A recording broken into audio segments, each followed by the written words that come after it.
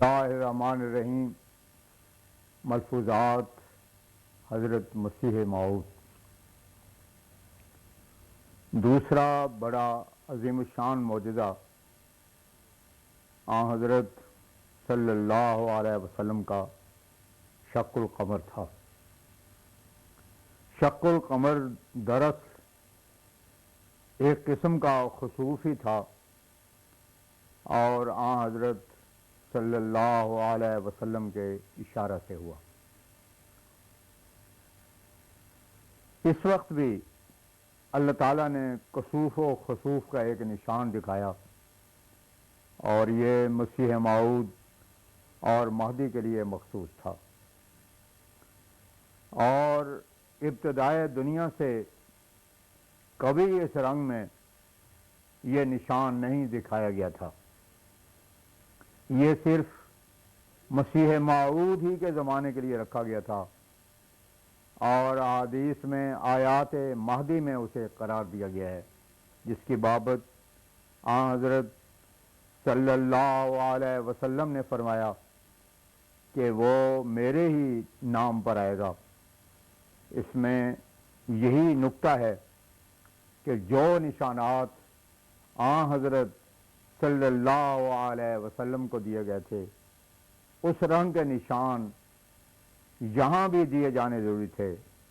کیونکہ یہ آمد آپ ہی کی ہے۔ غرض قرآن شریف بدون غور و خوض، بدون ما و اثبات اپنے اندر زندگی کی روح رکھتا ہے، اور بدون کسی نسبتی لحاظ یا مقابلہ کے وہ مستقل اعجاز ہے۔ اور اس وقت جو اعجاز کلام دیا گیا ہے، یہ گویا اس اعجاز کو اس طرح پر دکھایا گیا ہے جیسے ایک عمارت کو ایک نقشے کے رنگ میں دکھایا جاتا ہے اور ایک شیشے کو دوسرے شیشہ میں دکھایا جاوے۔ مسلمانوں کے لیے یہ امر کس قدر رنج کا موجب ہوتا اگر یہ مان لیا جاتا کہ کوئی خوارق و نشانات ان کو نہیں دیا جائے، کیونکہ پچھلے نشانات آئندہ آنے والے لوگوں کے لیے تو بطور کہانی کے ہو جاتے ہیں۔ سو انسانی فطرت تو تازہ بتازہ نشانات دیکھنا چاہتی ہے۔ مجھے ان خوش معاہدوں پر افسوس ہی آتا ہے جو یہ سمجھ بیٹھے ہیں کہ اب خوارق کا کوئی نشان نہیں اور نہ ان کی ضرورت ہے۔ خشک زندگی سے تو مرنا بہتر ہے۔ اگر خدا تعالیٰ نے اپنے فضل کو بند کر دیا ہے اور قفل لگا دیا ہے تو پھر اہدنا الصراط المستقیم کی دعا تعلیم کرنے کی کیا ضرورت تھی؟ یہ تو وہی بات ہوئی کہ ایک شخص کی مشکیں باندھ دی جاویں اور پھر اس کو ماریں کہ تو اب چل کر کیوں نہیں دکھاتا؟ بھلا وہ کس طرح چل سکتا ہے؟ فیوز و برکات کے دروازے تو خود بند کر دیے اور پھر یہ بھی کہہ دیا کہ اہدنا الصراط المستقیم کی دعا ہر روز ہر نماز میں کئی مرتبہ مانگا کرو۔ اگر قانون قدرت یہ رکھا تھا کہ آپ کے بعد معجزات اور برکات کا سلسلہ ختم کر دیا تھا اور کوئی فیض اور برکت کسی کو ملنا ہی نہیں تھی، تو پھر اس دعا سے کیا مطلب؟ اگر اس دعا کا کوئی اور نتیجہ نہیں تو پھر نصارہ کی تعلیم کے آثار اور نتائج اور اس تعلیم کے آثار اور نتائج میں کیا فرق ہوا؟ لکھا تو انجیل میں یہی ہے کہ میری پیروی سے تم پہاڑ کو بھی ہلا سکو گے، مگر اب وہ جوتی بھی سیدھی نہیں کر سکتے۔ لکھا ہے کہ میرے جیسے معجزات دکھاؤ گے، مگر کوئی کچھ نہیں دکھا سکتا۔ لکھا ہے کہ زہریں کھا لو گے تو اثر نہ کریں گی، مگر اب سانپ ڈستے اور کتے کاٹتے ہیں اور وہ ان زہروں سے ہلاک ہوتے ہیں۔ اور کوئی نمونہ وہ دعا کا نہیں دکھا سکتے۔ ان کا وہ نمونہ دعا کی قبولیت کا نہ دکھا سکنا ایک سخت حربہ اور حجت ہے عیسائی مذہب کے ابطال پر کہ اس میں زندگی کی روح اور تاثیر نہیں، اور یہ ثبوت ہے اس امر کا کہ انہوں نے نبی کا طریق چھوڑ دیا۔ اب اگر ہم بھی اقرار کر لیں کہ اب نشانات اور خوارق نہیں ہوتے، اور یہ دعا جو سکھائی گئی ہے اس کا کوئی اثر اور نتیجہ نہیں، تو کیا اس کے یہ معنی نہیں ہوں گے کہ یہ اعمال معاذ اللہ بے فائدہ ہیں؟ نہیں، خدا تعالیٰ جو دانا اور حکمت والا ہے وہ نبوت کی تاثیرات کو قائم رکھتا ہے، اور اب بھی اس نے اس سلسلے کو اسی لیے قائم کیا ہے تا وہ اس امر کی سچائی پر گواہ ہو۔ قرآن شریف کے جس قدر اعجاز معارف معجز کلامی کے میں نے جمع کیے ہیں، اس وقت اللہ تعالیٰ ان کو ظاہر کر رہا ہے تاکہ آن حضرت صلی اللہ علیہ وسلم کی نبوت اور آپ کے خوارق کا ثبوت ہو۔ یہی ایک ہتھیار اور حربہ ہے جو ہم کو اللہ تعالیٰ نے دیا ہے، اور جس کے ساتھ ہم مذاہب باطلہ کے سیر کو توڑنا چاہتے ہیں۔ ہم قرآن شریف کو زندہ کلام ثابت کرنا چاہتے ہیں، اسے منتر نہیں بنانا چاہتے۔ جاننا چاہیے کہ عالم آخرت در حقیقت دنیاوی عالم کا ایک عکس ہے، اور جو کچھ دنیا میں روحانی طور پر ایمان اور ایمان کے نتائج اور کفر کے نتائج ظاہر ہوتے ہیں، وہ عالم آخرت میں جسمانی طور پر ظاہر ہوں گے۔ اللہ جل شانہ فرماتا ہے من کانا فی ہذہ اعمی فہو فی الآخرۃ اعمی، بنی اسرائیل آیت 73۔ یعنی جو اس جہان میں اندھا ہے وہ اس جہان میں بھی اندھا ہی ہوگا۔ ہمیں اس تمثیلی وجود سے کچھ تعجب نہیں کرنا چاہیے، اور ذرا سوچنا چاہیے کہ کیوں کر روحانی امور عالم رویا میں متمثل ہو کر نظر آ جاتے ہیں، اور عالم کشف تو اس سے بھی عجیب تر ہے۔ اگر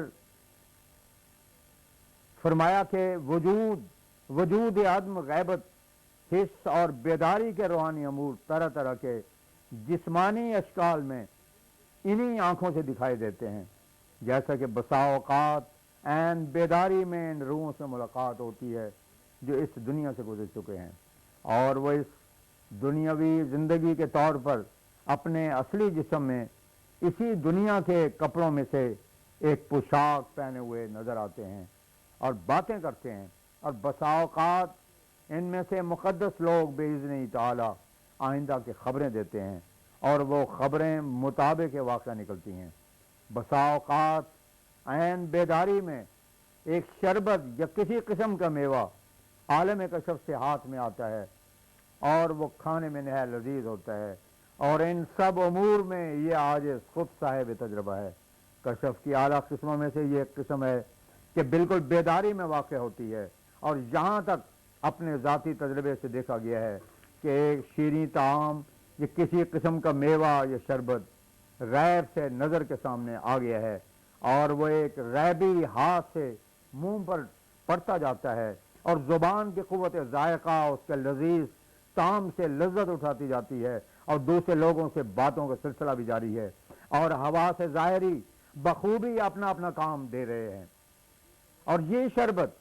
یا میوہ بھی کھایا جا رہا ہے، اور اس کے لذت اور حلاوت بھی ایسی ہی کھلے کھلے طور پر معلوم ہوتی ہے، بلکہ وہ لذت اس لذت سے نہایت الطف ہوتی ہے، اور یہ ہرگز نہیں کہ وہ وہم ہوتا ہے، یہ صرف بے بنیاد تخیلات ہوتے ہیں، بلکہ واقعی طور پر وہ خدا جس کی شان بکل خلق علیم ہے ایک قسم کے خلق کا تماشا دکھا دیتا ہے۔ پر جب کہ اس قسم کے خلق اور پیدائش کا دنیا میں ہی نمونہ دکھائی دیتا ہے، اور ہر ایک زمانے کے عارف اس کے بارے میں گواہی دیتے چلے آئے ہیں، تو پھر وہ تمثلی خلق اور پیدائش جو آخرت میں ہوگی اور میزان اعمال نظر آئے گی اور پلسرار نظر آئے گا، اور ایسا ہی بہت سے امور روحانی جسمانی تشکل کے ساتھ نظر آئیں گے، اس سے کیوں عقل مند تعجب کرے؟ کیا جس نے یہ سلسلہ تمثلی خلق اور پیدائش کا دنیا میں ہی عارفوں کو دکھا دیا ہے، اس کی قدرت سے یہ بعید ہے کہ وہ آخرت میں بھی دکھا دے، بلکہ ان تمثلات کو عالم آخرت سے نہایت مناسبت ہے، کیونکہ جس حالت میں اس عالم میں جو کمال انقطاع کی تجلی گاہ نہیں ہے، یہ تمثلی پیدائش تزکیہ یافتہ لوگوں پر ظاہر ہو جاتی ہے، تو پھر عالم آخرت میں جو اکمل اور اتم انقطاع کا مقام ہے کیوں نظر نہ آوے؟ یہ بات بخوبی یاد رکھنی چاہیے کہ انسان عارف پر اسی دنیا میں تمام عجائبات کشوی رنگ میں کھل جاتے ہیں کہ جو ایک جو ایک محجوب آدمی قصے کے طور پر قرآن کریم کی ان آیات میں پڑھتا ہے جو میعاد کے بارے میں خبر دیتی ہیں، سو جس کے نظر حقیقت تک نہیں پہنچتی وہ ان بیانات سے تعجب میں پڑ جاتا ہے، بلکہ بسا اوقات اس کے دل میں اعتراض پیدا ہوتا ہے کہ خدا تعالیٰ کا عدالت کے دن تخت پر بیٹھنا اور ملائک کا صف باندھے کھڑے ہونا اور ترازو میں عملوں کا تلنا اور لوگوں کا پلسرات پر سے چلنا اور جزا کے بعد موت کو بکرے کی طرح ذبح کر دینا اور ایسے ہی اعمال کا خوش شکل یا بد شکل انسانوں کی طرح لوگوں پر ظاہر ہونا اور بہشت میں دودھ اور شہد کی نہریں چلنا وغیرہ، یہ سب باتیں صداقت اور معقولیت سے دور معلوم ہوتی ہیں۔